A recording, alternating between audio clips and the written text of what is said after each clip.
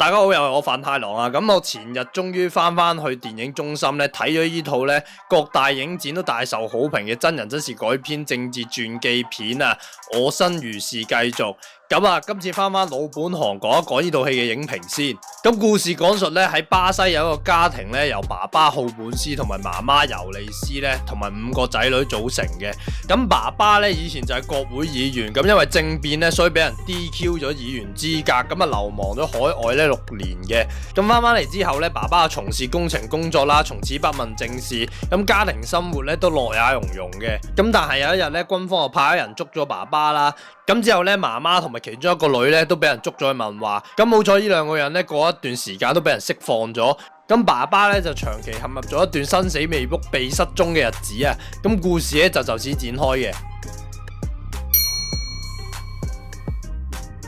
咁其實講起題目係有關政治迫害嘅電影呢，我諗大家即時都諗到好多，咁好多咧都係比較聚焦咧被害者嘅第一身角度啦，咁去俾觀眾咧切身體會當中嘅殘忍同埋冇辦法對抗嘅無力感。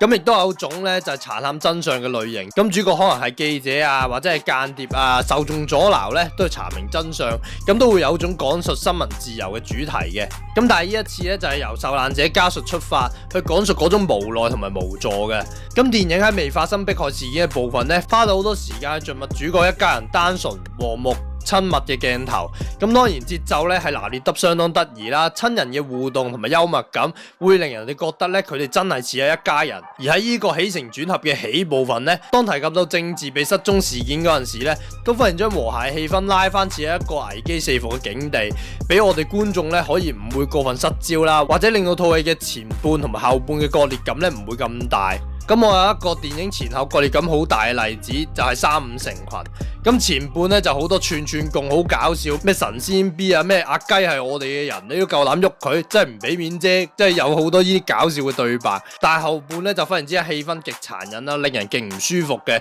咁我唔知係咪個導演有意為之啦，但係出到嚟嘅效果咧就好似前半同埋後半好似2套戲咁。我都唔知我做咩講到咁認真嘅戲都可以講到神仙 B 嘅。